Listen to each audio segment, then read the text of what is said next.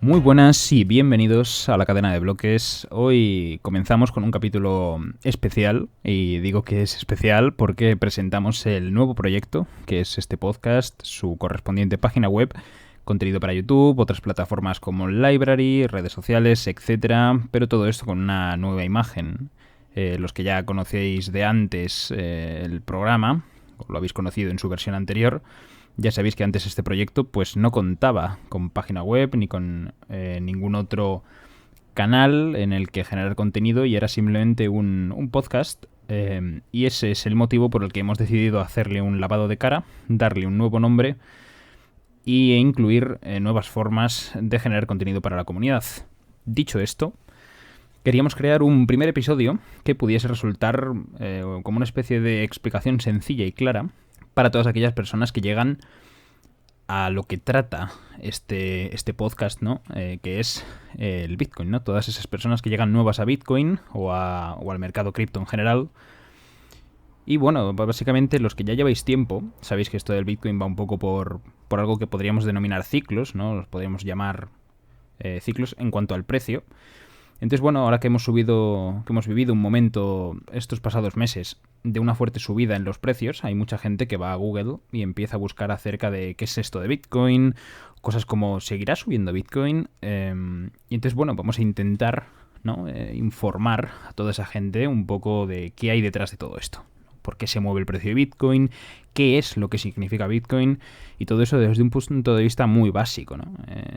Entonces, empezando por lo esencial, que es básicamente hacer una distinción entre Bitcoin y todo lo demás, ¿no? Al llegar a este mundo de cripto, es muy probable que, bueno, hayas llegado aquí porque hayas visto subir el precio de Bitcoin. No sé si será tu caso, pero probablemente, si ese es tu caso, lo que te interese básicamente es Bitcoin, pero al entrar a indagar en este mercado, ya habrás visto que está Bitcoin Cash, está Bitcoin Satoshi Vision, otros tantos, Ethereum, etc. Hay miles de criptos y tokens, que en otro momento, en otro programa, trataremos las diferencias entre criptomonedas y tokens.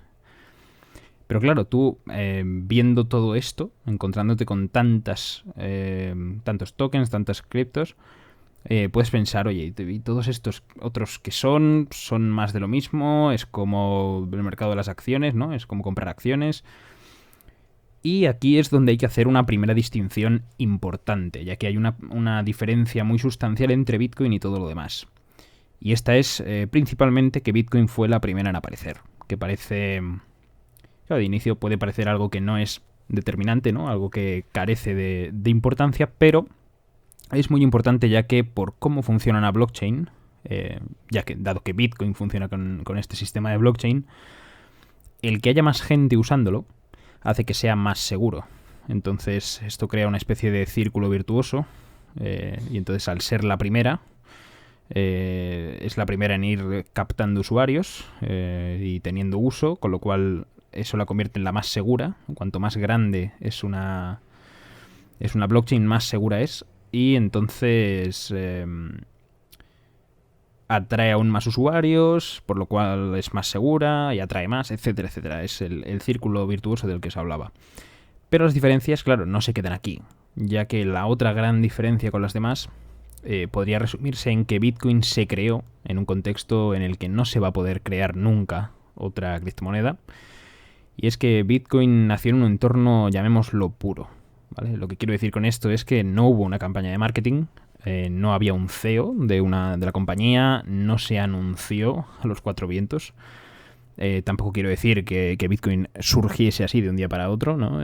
La persona que lo creó o el grupo de personas que lo creó, esto ya lo veremos en otro programa, ya que el origen de Bitcoin y la persona o las personas que lo crearon es un tema interesante a tratar.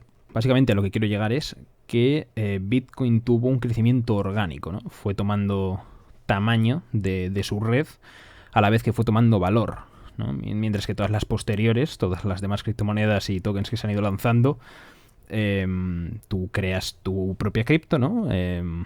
La creas, se la enseñas a la gente, todas esas personas se enteran de que existe ese nuevo proyecto, esa nueva cripto, Y bueno, dependiendo del valor que acabe teniendo ese token o criptomoneda, habrá más o menos incentivos para que alguien intente hackearlo, ¿no? Y ahí es donde entra la seguridad, ¿no?, de la blockchain, y por eso es interesante tener blockchains de gran tamaño.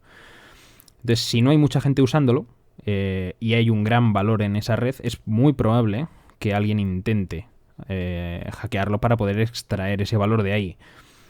Entonces, si tú quisieses que una criptomoneda o token fuese más grande que Bitcoin, tendrías que convencer a todo el mundo de que esa criptomoneda en concreto es mejor.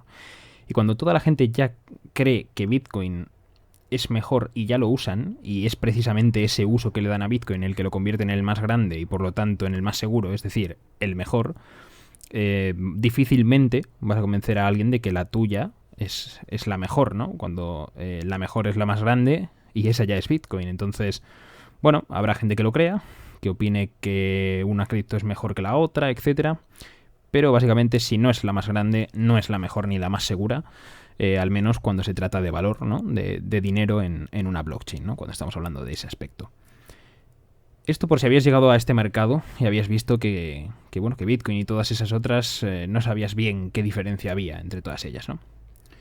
El resto de diferencias ya, bueno, hay más diferencias entre Bitcoin y todas las demás, pero son algo más técnicas y ya las iremos tratando en otros episodios. Ahora lo que habría que entender es la relación o interacción que hay entre Bitcoin y lo demás, ¿no? ¿Qué sucede entre Bitcoin y todo lo demás?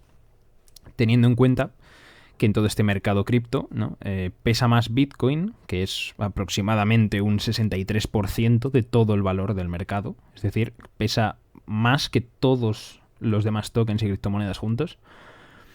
Pero aquí nos encontramos con, bueno, unas dinámicas que son básicamente unos cambios en los pesos que tienen unas y otras en el mercado, por así decirlo.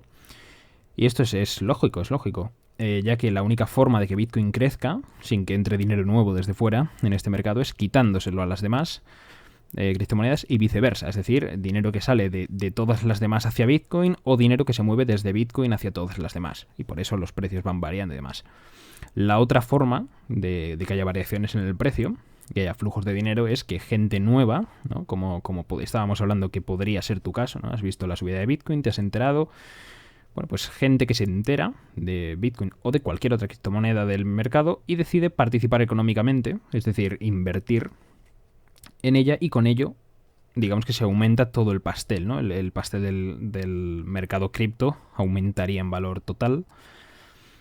Y esas son las dos formas, básicamente, que hay de interacción dentro de este mercado entre Bitcoin y todo lo demás, en cuanto a flujo de dinero, ¿vale? Y ahora, dentro de todo lo demás, al menos en mi opinión, se debería hacer una nueva puntualización, y la vamos a diferenciar, que es dentro de ese todo Bitcoin y lo demás, en ese lo demás, digamos que está Ethereum y el resto, o sea, Ethereum y lo demás. Ya que Ethereum es el que permite que básicamente el otro 95% de ese todo lo demás exista a día de hoy. Bitcoin, por ejemplo, digamos que es una especie de sistema cerrado, ¿no? Es un programa terminado, no hay mucho más que hacer dentro de Bitcoin más allá de las funciones que ya tiene de por sí. Para que nos entendamos y para poner un ejemplo, Bitcoin podría ser una tienda, ¿no? Tú entras, compras lo que tiene y ya estaría. Mientras que Ethereum es una especie de centro comercial, ¿no? Y dentro de un centro comercial tienes un montón de otras tiendas más pequeñas. Y esto básicamente es parte de lo que se puede hacer en Ethereum, ¿no? Ethereum permite que cada uno pueda llegar ahí, poner su tienda, y ahora hablando ya en términos de blockchain y terminando con la similitud del centro comercial, permite que cada persona ponga ahí su aplicación, ¿no? Aplicaciones descentralizadas, que ya veremos en otro momento, que son todas esas cosas que se pueden poner ahí en Ethereum, para qué son esas aplicaciones, usos que tienen, etcétera, ¿no? Ya lo trataremos en otro episodio. Entonces, básicamente, el mercado viene a ser esto, ¿no? Bitcoin, Ethereum, todas esas cosas que se crearon dentro de Ethereum, e igual que os hemos comentado al principio del podcast, igual que se crearon varios Bitcoins, ¿no? Bitcoin 2, Bitcoin 3, por así llamarlos, pues también otras criptos que querían ser como Ethereum, ¿no? Igual que hubo algunas que querían, digamos así, sustituir a Bitcoin, hay otras que, bueno, que también permiten abrir tiendas en su interior, son esa especie de centros comerciales que es Ethereum. Pero bueno, ninguno de los otros proyectos que querían sustituir a Bitcoin lo ha conseguido y ninguno de los otros proyectos que querían ser Ethereum lo son, por los motivos un poco que hemos visto antes. Y bueno, digamos que parte de todo esto, parte de todo ese lo demás, está herido de muerte. No se usa muchísimo, ni muchísimo menos como esas principales que estamos citando. Y bueno, sí es verdad que a lo mejor en un futuro crecen mucho, pero ahora son minoritarias. Y así es como está el mercado. Básicamente, tú cuando llegas a Bitcoin y te metes en el mundillo, esto en resumidas cuentas es lo que te encuentras, ¿vale? Bitcoin, Ethereum y todo lo demás. Y en ese todo lo demás, bueno, sí es verdad que hay alguna cosa como la DeFi, son las Decentralized Finance y alguna otra cosa, algunos otros proyectos contados que sí que están siendo usados bastante, hay movimiento y tal, pero no hay mucho más relevante, al menos a nivel de volumen, ¿no? No son tan grandes los proyectos en ese resto de cosas como lo son en Bitcoin, Ethereum y, como he dicho, algún ejemplo en ese todo lo demás como podría ser las Decentralized Finance. Y bueno, ahora vamos a centrarnos, sabiendo eso ya, en lo que probablemente más te interesa, ¿no? Si has llegado hasta aquí, que es Bitcoin, ¿no? ¿Qué es Bitcoin? Porque, claro, básicamente es la pregunta principal. ¿Qué es Bitcoin? Bitcoin básicamente es, a muy resumidas cuentas, una base de datos pública y global que básicamente registra todos los movimientos que se realizan con Bitcoin de un sitio a otro, ¿vale? Registra cada movimiento de Bitcoins que hay desde que se creó la red de manera pública. Ahora habrá que ver para qué se usa Bitcoin, ¿no? Porque hay gente que lo usa como almacén de valor, dado que tiene unas ciertas características que nos pueden llegar a recordar a otros activos como el oro, ¿no? Un supply limitado, Bitcoin en cuanto esté... Ya veremos el proceso de minado en el próximo episodio de Bitcoin, pero bueno, son unos 21 millones de Bitcoins y no hay ni uno más. Entonces eso, con un supply limitado, entendemos que puede funcionar como un buen almacén de valor porque te has encontrado con un bien escaso. ¿Cómo de escaso? Bueno, pues como no has visto algo así de escaso en tu vida. No hay nada tan escaso como Bitcoin, nada físico al menos, que se pueda usar como forma de dinero, ya que si hablamos de cualquier otro activo, ya sea plata, petróleo, oro, etcétera, siempre si hay un incentivo suficiente se puede encontrar más o incluso fabricar artificialmente, crear artificialmente más en algunos casos, mientras que Bitcoin son los 21 millones que tenemos y son los 21 millones, no se puede cambiar eso. Entonces, bueno, al encontrar algo tan escaso, intuitivamente ya es un buen almacén de valor, ya que, bueno, podrías tener la opinión de que el dólar y el euro van perdiendo valor, porque hay, bueno, por la inflación, etcétera. Entonces, al ver distintos países, ya sean europeos, Estados Unidos, etcétera, están endeudados. Para mantener esas deudas imprimen nuevo dinero fiat, entendiendo por fiat, euros, dólares, libras, ¿vale? Esto lo vais a escuchar mucho, el dinero fiat. Pues podrías pensar que a largo plazo esa situación, ¿no? Esa creación artificial de dinero no es sostenible. En algún momento tiene que darse una situación de insostenibilidad, ya sea por hiperinflación o por otro motivo X.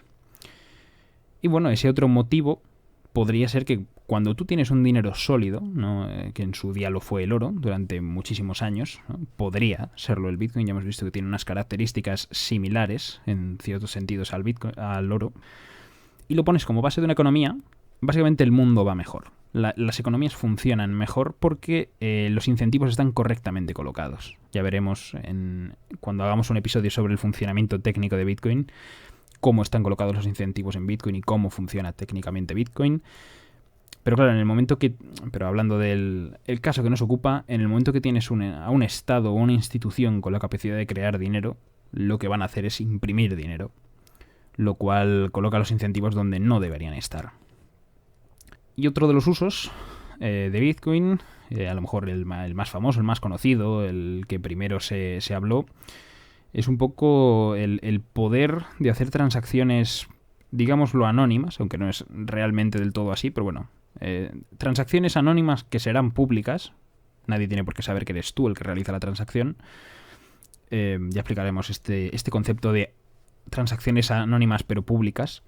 Pero bueno, básicamente es eso, el poder enviar cualquier cantidad de dinero de manera instantánea a casi cualquier lugar del mundo, ya que Bitcoin no es que esté en uno u otro lugar, sin la necesidad de depender de ningún tercero, ¿no? Cosa que hoy en día, con los bancos tradicionales y los sistemas de pago que tenemos, no es posible. Es decir, si tú quisieses mandar, por ejemplo, 200 millones de euros ahora mismo a Indonesia, pues con Bitcoin lo puedes hacer sin ningún problema y sin preguntarle a nadie ni nada.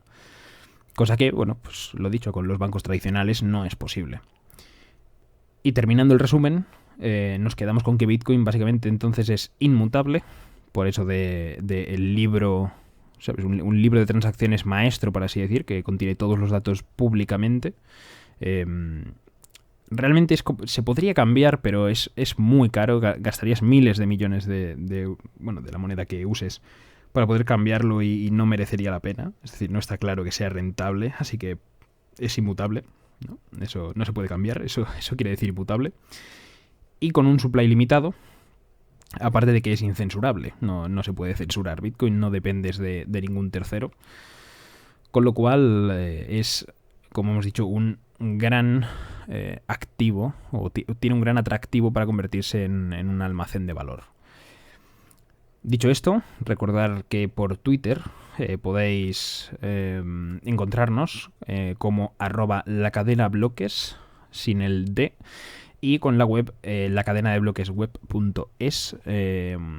Queríamos hacer simplemente un primer episodio piloto, por así decirlo, bastante breve, con una brevísima introducción, ¿no?, a Bitcoin y el mercado cripto, justo cuando llegas, ¿qué te encuentras? Así de manera muy, muy resumida. Y básicamente nada más, nos vemos la semana que viene, cuando trataremos el funcionamiento a nivel técnico de Bitcoin. Desde aquí desearos una muy buena semana y hasta entonces.